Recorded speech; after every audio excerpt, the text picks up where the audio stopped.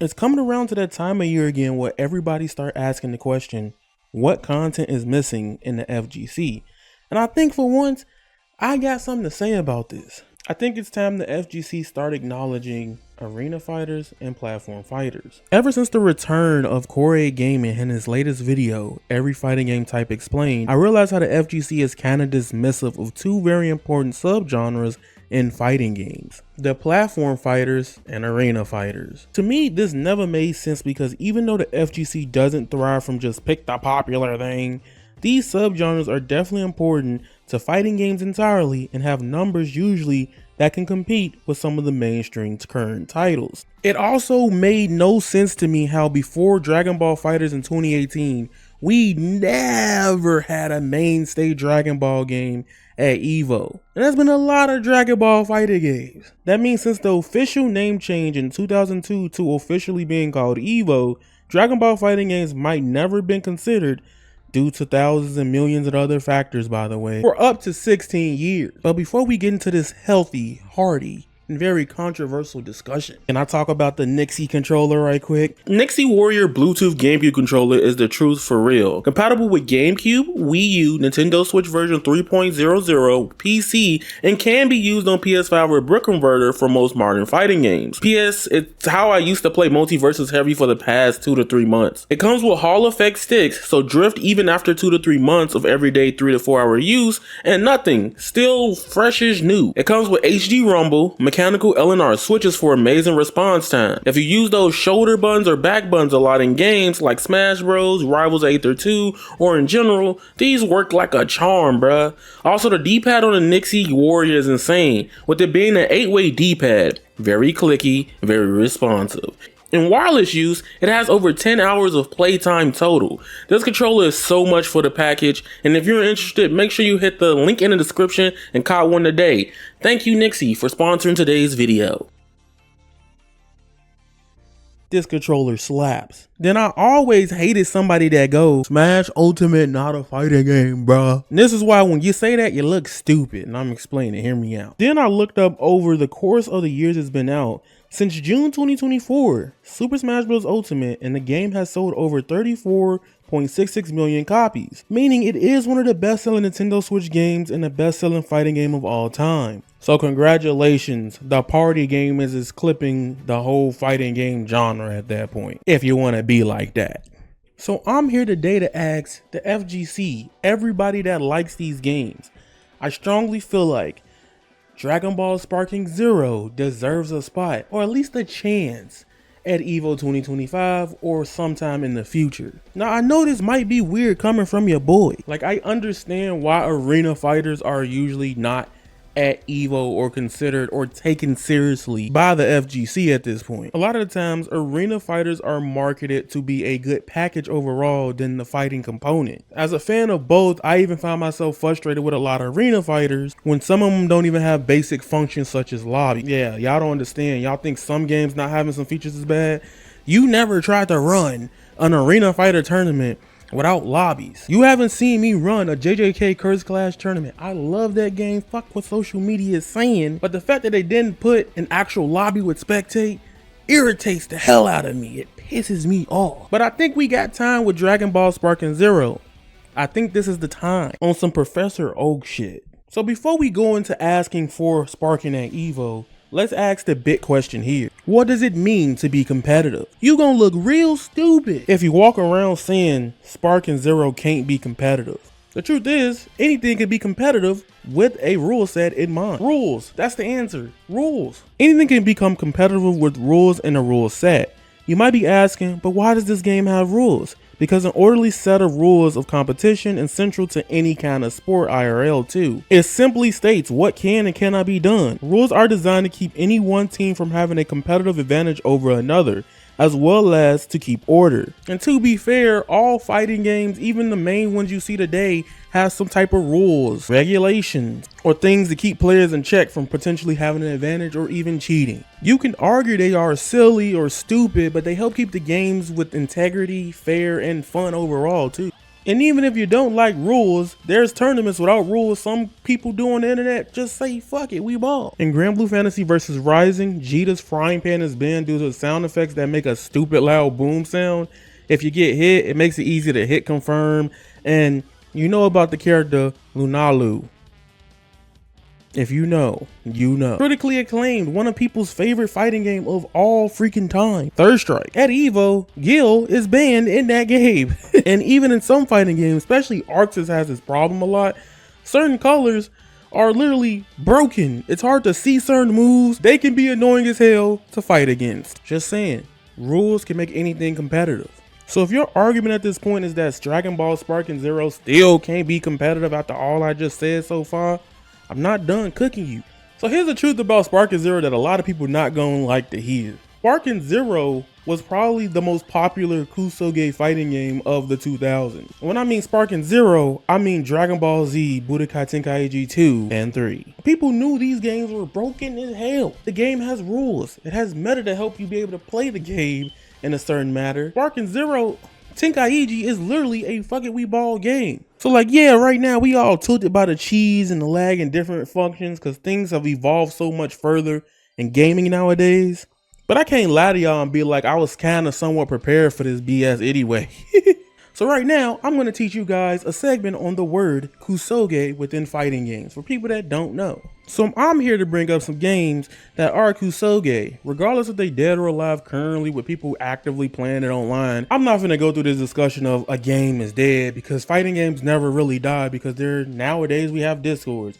If you want to go find to play a game with somebody, you could 100% can. Kusoge in Japanese video game and a kusoge lit, aka a shitty game, is an unenjoyable or poorly made video game. Though the label is usually applied negatively, this is a subculture of celebrating bad or crazy odd games. The truth about fighting games, at least within its history, is that the FGC celebrates a lot of broken games, chaotic games, toxicness, but all funny ass fighting games. DNF Duel is a game that I love so much outside of defensive play, but was played competitively for a bit in its time out, and that was very recent. Hokuto no Ken, aka Fist of the North Star if you don't know, has one button infinites called basketball combos, but people refer to them where you dribble your opponent off the ground from high above the screen. Essentially, a lot of games that had infinites or bullcrap is referred as kusoge. Like for example, one of my favorite fighting game styles, tag games, aka my favorite fighting game probably period, is Marvel vs. Capcom 2. So happy Capcom gave us this collection. It's like a dream come true to me. It is so beautiful. I love this collection. It was super funny seeing people go off about seeing MSP or seeing like top tiers dominate online play. Like this game ain't been around for 20 plus years, but we love it because it's cool. It's fun. Can I lie? Am I lying to y'all? No. And don't even get me started on vanilla Marvel vs. Capcom 3. You want to talk about Phoenix? We can talk about a lot of stuff in that game. I wasn't even into fighting games. Just watch the clip, bro. There you are. Not survive. You are not like to be. I can't control a dog, Phoenix.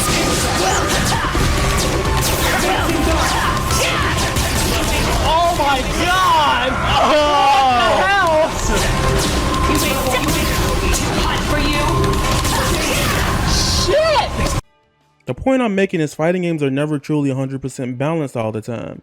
Even games you feel are very close still have something in them that people A, truly think make it boring or garbage, B, some unbalanced move or mechanic that they hate, or C, downright dirty. If you've been on Twitter the last couple days or the last week and a half or so, people are still complaining about Tekken 7 versus Tekken 8 when they could just go back to Tekken 7. The point is that people feel like this because arena fighters are usually 2 buttons. It's not warranted of the spot or any spotlight with the scene. It's generally within the FGC, the less buttons you have on the controller you need to press, the more competitive the game is or not. It's such stupid logic, like dive kick doesn't exist. Like, play other games. When we currently have many fighting games on an uptick, or the mantra, easy to play, hard to master, with a lot of volatility, fluctuation, and take mad skill to be consistent still. The first people that be like this shit easy or is too freaking free, never got top 8 in the tournament, never can get to outer pools at an event, or just never even high enough on ranked. I think this is the perfect time for Sparking Zero to be on main stage. Yeah, the game got a lot of cheese and stuff to it, but like to people even in tournaments, ain't the same person each week winning the tournaments. It's consistency. You have to be ready all the time in Sparking Zero. You let somebody slip for 1 second in Sparking, they insta spark, they key blast you, you cooked, you're washed. I want to bring up one of my games that I acknowledge I even liked, but it is a very broken ass game. We gotta talk about Injustice 1. Injustice 1 by the fighting game community was clowned on forever, bro. Forever, man. But people still played Injustice 1 competitively like ain't nothing wrong with it. I felt like people's mental health was erasing playing that shit in tournament. Going through like hundreds of players and then you gotta fight like Zard, Batgirl. Remember when Scorpion was broken that week 1 or month 1? I would have lost my shit. But we like DC, we like superheroes, so we let it slide. You know, I kind of just realized Sparking Zero reminds me a lot of like Injustice, fun ass kusoge games with a lot going on in it and forward. A lot of fighting games we love and play today are not competitive in the way you think it is. And a lot of those games don't get to the competitive esports like level people be trying to mention until years of patches for some people. Not just the game that it came out itself to be competitive, it's the community, the player base made it competitive. And just because it's a 2D, 2.5D, 3D fighting game doesn't mean that there are no other games that can be or can't be competitive. All right, let's talk about the controversial one, because I actually, now that I'm playing it a lot, there's some skill to this game. I think an underrated thing that you'll learn very early on in arena fighters and other fighting games is you may learn how to use your resources smarter. I think an underrated thing I've learned about arena fighters than other fighting games is that you'll learn how to use your resources very quick. Sparking Zero has skill counts. I think the players who know how to have better key management and utilize their skill counts will always win more than likely in the end. Everything in Sparking Zero calls key practically, including movement. In Sparking Zero, you have to be really smart on how you use it. The people who know how to use these and what the community call it insta spark and erase you probably be really good at learning how to maximize damage with characters in another fighting game if you tried.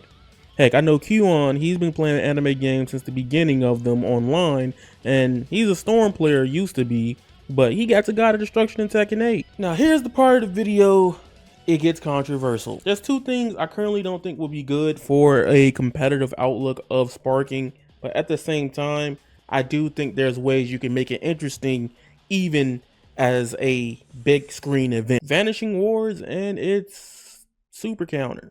Personally, I'm at the point where like I'm getting used to these mechanics. I don't hate them as much, but it's not fine. I'm just saying that off real. Problem I do have with them is that they go on forever. Vanishing Wars is cool because it's Dragon Ball Z, but if you know how it worked in Tenkaichi, it lasted like at least 5 to 10 seconds max.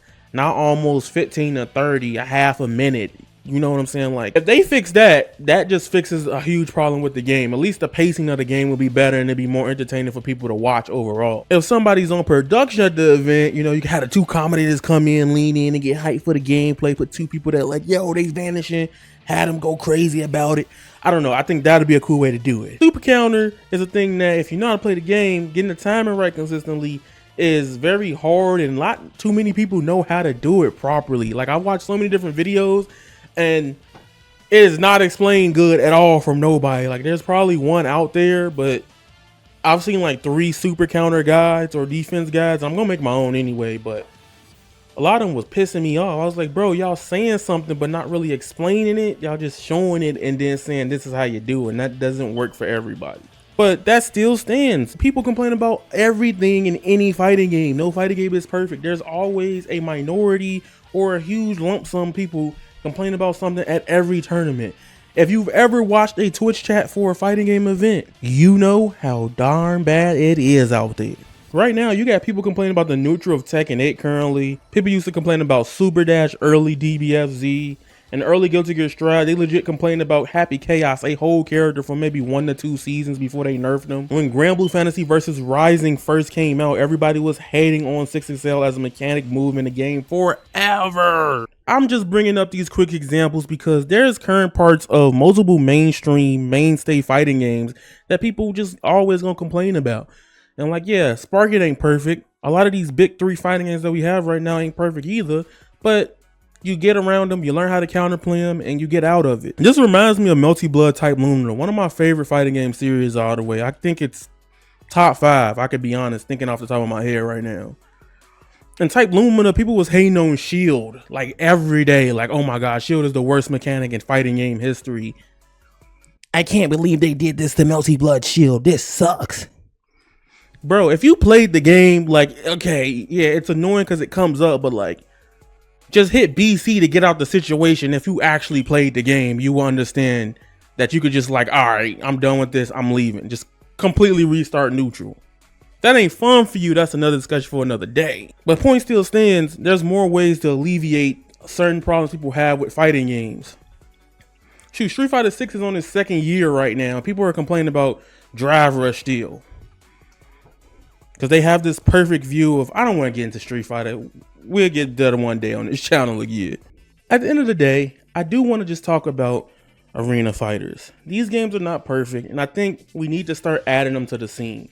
Heck, I just want to see the scene grow in every way, shape, and form, and not feeling like an outcast for playing one game over the other. But an FGC to be called community, sometimes it don't really feel like that because of the game you play. Either it feels like a community or it feels like a clique, depending on what you're grinding at the moment. So all I've asked of you and everyone else in between is to potentially give Sparking Zero a chance on the main stage for EVO 2025. People are already like, well, they're probably not going to patch the game or update it anymore, but they already did 3 weeks into the game. They already patched out the thing everybody was crying about, and they made some things better, some things arguably worse, but they still working on it as they go.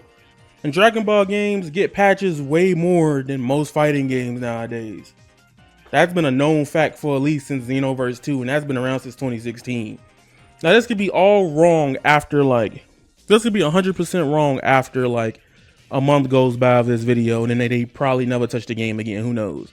But we still got DLC, we still got characters coming, and 20 characters, 20 updates, and a whole bunch more coming to Sparking Zero. Hey, and if the tournament is a huge mistake, disaster, I'll hold that and I'll take accountability for it. And it's better to try than not at all. That's just the life mantra. So to Rick, to people that hold all these other events, ECT did it. We got better rollings now to make this run smoother, in my honest opinion.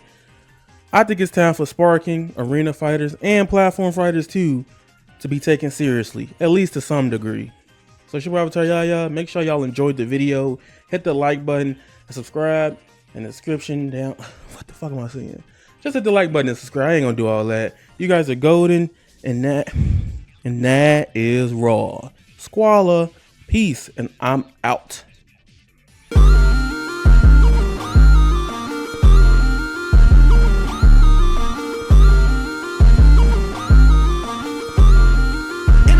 Never felt like this. Yeah, yeah, yeah, yeah, yeah, yeah, yeah, yeah, yeah. Maybe it's the death of me. Let my own words stay to me.